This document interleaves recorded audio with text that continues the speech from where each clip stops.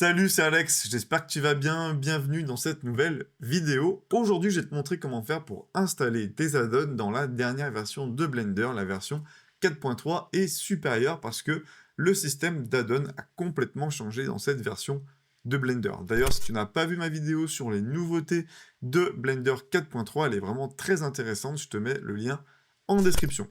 Alors déjà, avant de te montrer comment faire pour installer un add-on, j'aimerais revenir très rapidement pour ceux qui regardent cette vidéo mais qui ne savent pas ce qu'est un add-on, t'expliquer qu'est-ce que c'est. Alors un add-on pour Blender, en fait, c'est un plugin, c'est-à-dire que c'est vraiment un petit programme, un petit logiciel qu'on va venir installer par-dessus Blender qui va te permettre d'avoir des fonctionnalités supplémentaires, que ce soit pour modéliser plus rapidement, que ce soit pour avoir des bibliothèques de matériaux par exemple, des bibliothèques d'assets, le fait de pouvoir, par exemple, mettre des arbres de manière aléatoire sur une surface pour créer une forêt rapidement, etc. Donc c'est tout ce genre de petites fonctionnalités qui vont te permettre d'aller plus vite dans ta création 3D. Alors, comment faire pour installer des add-ons dans cette nouvelle version? On va aller dans le menu juste ici, donc on va aller sur Edit, Preferences, et on peut voir qu'on a un nouveau menu ici qui s'appelle Get Extensions. Donc maintenant, pour gérer les add-ons, on va avoir deux menus.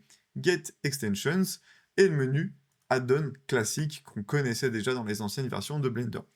Donc quelle est la différence et comment ça fonctionne?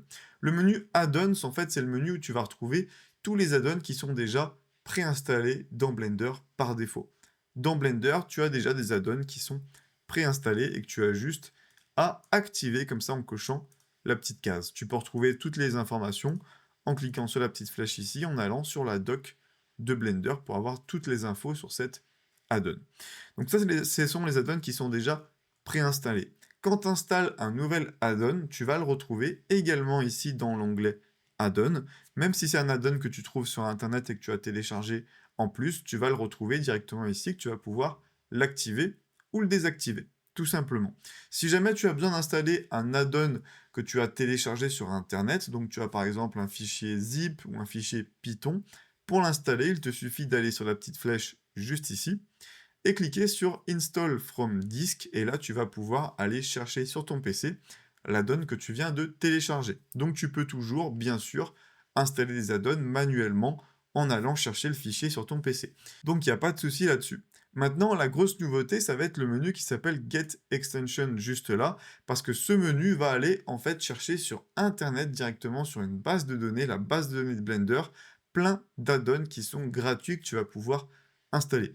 Comme ça utilise Internet, ce qui est cool du coup, c'est que tu vas pouvoir installer n'importe quel add-on directement depuis Blender en cliquant sur Install. Ça va venir le télécharger tout seul et l'installer dans Blender tout seul. Donc ça, c'est génial.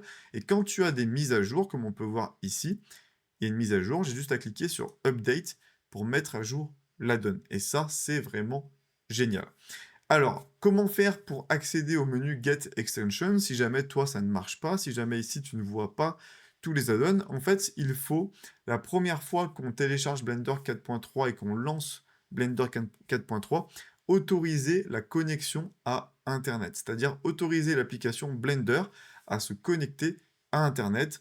Et si tu refuses, en fait, eh ben, tu ne pourras pas accéder à tous les add-ons ici dans la base de données. Donc pour activer Internet, si jamais tu as refusé, il suffit d'aller ici dans Système, d'aller ensuite dans l'onglet Network et de cocher la case Allow Online Access. Et là, normalement, si tu as coché cette case, tu vas pouvoir aller ici sur Get Extension et retrouver tous les add-ons. Maintenant, comment on fait pour savoir que fait tel ou tel add-on, pour savoir si il est pertinent de l'installer ou pas? C'est très simple, quand tu prends un add-on, par exemple celui-là, tu cliques sur la petite flèche et tu vas pouvoir trouver les détails en cliquant juste là. Et ça va t'amener en fait sur le site de Blender qui s'appelle extensions.blender.org. Je te mettrai aussi le lien en description, où tu vas retrouver en fait tous les add-ons qui sont dans la base de données de Blender. Tu vas pouvoir retrouver des avis, tu vas pouvoir retrouver le nom du développeur, et tu vas pouvoir voir toutes les informations sur l'add-on pour voir si jamais il est intéressant ou pas pour toi de l'installer. Le site, il est super simple. En fait, tu vas retrouver une catégorie add-ons. Donc, on peut voir qu'il y en a 403, donc c'est quand même énorme. Ils sont tous gratuits et tu vas retrouver voilà, tous ces add-ons que tu vas pouvoir rechercher, installer, tester, etc.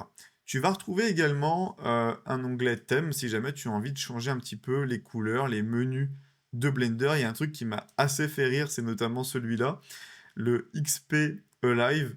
Donc c'est pour ceux qui ont connu Windows XP à l'époque pour avoir un thème sur le thème Windows XP. Donc je trouvais ça assez marrant. Donc tu peux aussi installer des thèmes directement. Donc ça c'est cool parce qu'ils ont vraiment réuni thème et add-on sur on va dire la même interface, et ça c'est plutôt cool.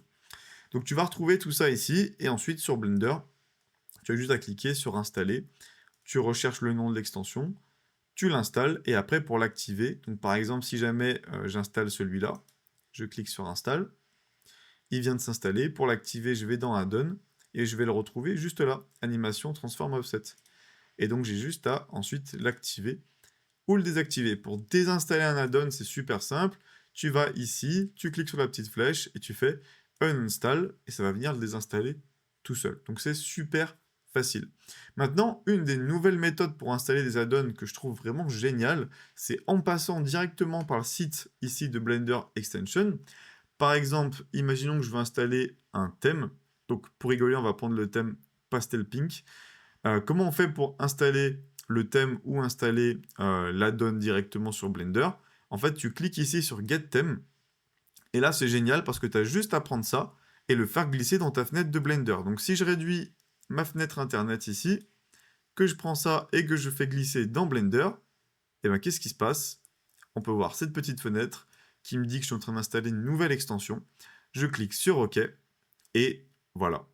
Tout simplement, c'est installé, c'est appliqué et ça marche direct.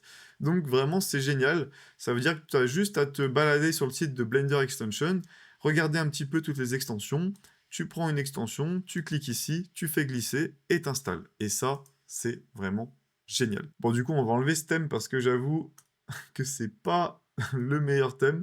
Donc, je vais aller ici dans thème. On peut voir que j'ai Pastel Pink. Donc moi, je vais remettre Blender, je crois que c'est Blender Dark. Voilà, le classique, directement. Donc voilà un petit peu pour cette vidéo, très simple, très rapide sur ce nouveau système. J'espère qu'elle t'a plu, j'espère que tu as tout compris. N'hésite pas à me dire ou me poser tes questions en commentaire. Et si jamais il y a d'autres fonctionnalités de Blender 4.3 que tu aimerais que je te présente un peu plus en détail, n'hésite pas également à me le dire en commentaire. Donc voilà pour cette vidéo, n'hésite pas à liker si elle t'a plu, à t'abonner pour ne pas louper les prochaines, et puis je te dis à très bientôt, ciao!